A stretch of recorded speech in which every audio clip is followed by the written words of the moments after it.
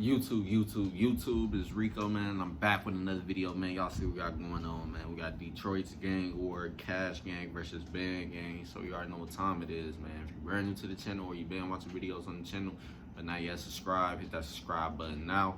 Don't forget to tell your family and friends about the channel as well, and hopefully they become supporters of the channel. And make sure you guys turn on post notifications so you guys do not miss out on new uploads, and be sure you don't lose out on new uploads. Make sure you check out the channel every single day or before you go to bed or when you wake up in the morning. I'm saying the intro a little wrong, but bear with me, it's early in the morning. But also don't forget to follow my IG and other social media accounts, all listed in the description box down below. So don't forget to hit the description box before you exit off the video to go add and follow me on my social media platforms. Other than that, hopefully this video gets recommended to a larger audience of people and bring in new supporters to the channel. And hopefully you guys smash that like button and comment, as that will help do that. Other than that, let's go ahead and start the screen record.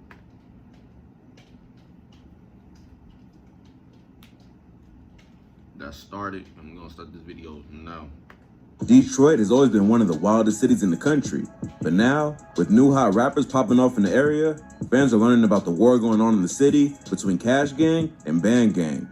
Let's take a closer look at one of the craziest beefs going down in the D.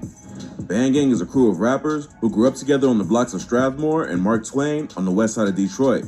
They're not a huge group, but they're known for being scammers and putting in work in the streets. There are 6 members of the Bandgang in total: Bandgang Lonnie, Masoe, Javar, Biggs, Paid Will, and Jizzle P. They're known for tracks like Bandgang or No Gang and First 48.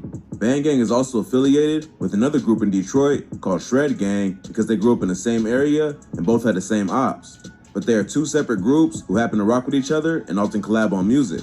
They both beef with Cash Gang, who's also known as FWC, a crew that has beef with basically the entire city, including 700, 9000, Glock Boys, and of course, Bandgang. The most well-known member of Cash Gang is FWC Big Key, who has earned himself the nickname Big Op for being one of the most hated dudes in the city. Other members of Cash Gang include Cash Gang Lil Head, FWC Lick, Moore, Mike, and Sticks. Although the 2 crews were I never really heard of these guys until now, so I'm gonna definitely have to go check out their music. But if you guys got any artists that you see in this video that you want me to react to, go ahead and comment them down below in the name of the song and stuff. I'm gonna definitely react to that. But other than that, I definitely gotta start getting back to reacting to a lot of the artists that's out here as well. But other than that, man, I just need the people to support, man. That's the only reason why I ain't really been reacting to the artists out here. And sometimes majority of the artists that's out here that's big is signed, and they record labels really ain't budging on people doing reaction videos to their music videos and stuff. But if we got people that's signed to record labels that ain't really doing that or not signed in general, and we definitely can go ahead and react to them. But y'all definitely gotta comment them down below and show out and support on the videos when they drop. But other than that, let's continue on. were cool, they weren't always at war. But as both groups grew a name for themselves in the streets and in the industry, a tension built that would lead to an all-out war. The incident that pushed the beef between these 2 rival crews past the point of no return was the killing of well-known Detroit rapper named Dex Osama. Dex was one of the most feared savages in Detroit at the time he was killed. Dex Osama, I remember him back then, even around the time I was in high school and stuff. He was a very well-known artist and stuff, and he definitely had a lot of bangers and collabs with a lot of artists and stuff like that. But RIP to him. But other than that, we're gonna continue on. He was not part of either Cash Gang or Bandgang, but was affiliated with another group called Chopper Boys. He was one of the hottest up-and-coming rappers from Detroit in the early 2010s. His career really started to take off around 2013 and earned him a deal with Meek Mill's Dream Chasers label. Many thought he'd be the next rapper from the D to blow up on the mainstream level and put the city back on the map. But Dex wasn't known just for his music. He was also famous in Detroit for the work he put in on the streets. And when your name gets that big, you're bound to make a few enemies along the way. Dex ended up getting into it with Bandgang after dissing one of their fallen brothers, Bandgang Dada, aka 2 Dots, who was killed in an alley back in 2015. Dada got into a fight with a man named Denzel Talbert, who ended up gunning him down. A rapper from Shred Gang named Shred Gang Moan broke down what happened to Dada in an interview with DJ Small's Eyes. How did he pass away? He got killed. He got shot. He says that they were chilling on the block and one of their homies pulled up and asked if anyone wanted to go downtown. Moan says that he had a bad feeling about it, but they all went anyway. Cause I felt it. I'm like, no, we ain't going. But we end up still going. So that's the only regret I really got. Besides that, live with the punches. They ended up crossing paths with Denzel Talbert and his crew and got into a fight. It's not clear what the fight was over, but the word on the streets is that Dada tried to snatch Talbert's Cartier buffs, so Talbert ran him down and killed him. Others say it was the other way around, but either way, 2 Bandgang members ended up getting shot, including Dada, who was killed. Dada was one of the founding members of Bandgang and a beloved member of the group. They mentioned Dada in many of their songs, like Dada's Winning by Bandgang Paid Will. Dex Osama had already been beefing with Bandgang and Shred Gang, and it's rumored that they had been in a shootout where his AK was shot out of his hand. After Dada was killed, Dex started using his death as a way to seek revenge on his ops by dissing their dead homie. Dex would drop a track called Jackboy featuring Rocane, where he spits the bar, "Right around town, one chopper. 2 blocks hit him in his head, call him 2 dots." The disrespect of Dada didn't sit right with Bandgang, and it quickly escalated the beef between them. Bandgang and Shred Gang would start dissing Dex in their own music and on social media.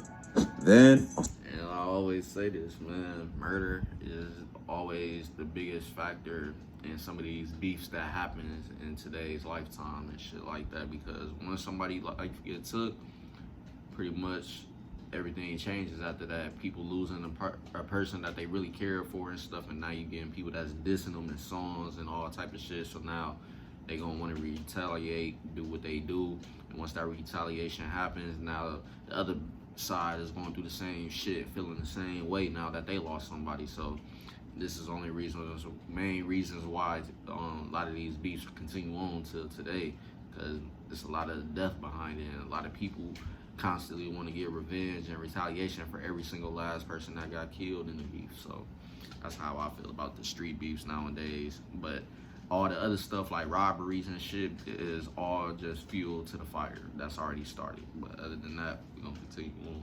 on September 7, 2015, Dex Osama was shot and killed outside the Crazy Horse Strip Club in Detroit. 2 people have been shot, one of them fatally outside the Crazy Horse Strip Club. We are told that this started as an argument over a woman. Dex's girl was a dancer there, and he had gone to see her. He got into an argument with some other dudes who were trying to dance with her, and the situation escalated into gunfire. Dex would be shot and stumbled to a gas station to call for help. But the ambulance didn't arrive in time, and he would later die in the hospital. The shooting was caught on surveillance, and the video shows Dex firing a shot off into the air before the fight broke out. The 2 men who were arrested for killing Dex Osama, Otis Davis and Dietrich Odoms, were allegedly affiliated with Cash Gang and Shred Gang. Although Dex had his own crew, Chopper Boys, he was cool with FWC Big Key from Cash Gang. The murder of Dex Osama was what started the war that still continues to this day. It made it worse after members of Bandgang continued to diss Dex on tracks after he was murdered. So Big Key felt like he had to defend his dead homie.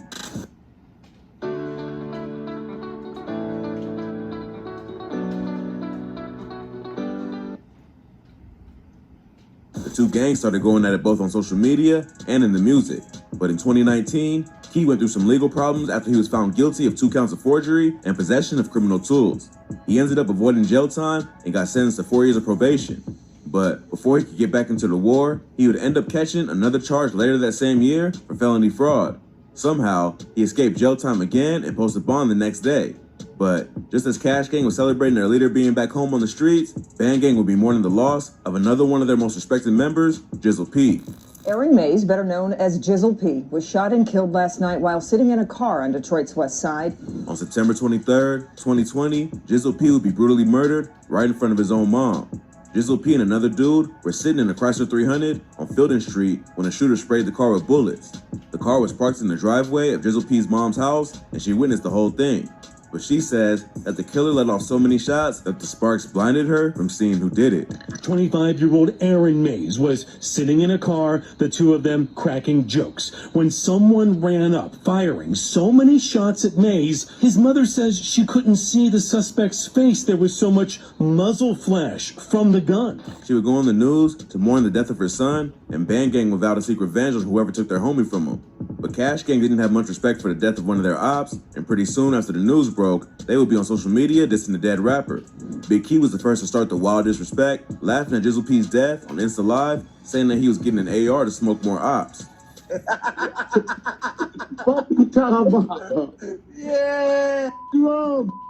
man, I'm finna go pick up my motherfucking AR. I done got too many death threats. The rest of Cash Gang will follow his lead and clown the rapper on social media and take credit for the murder.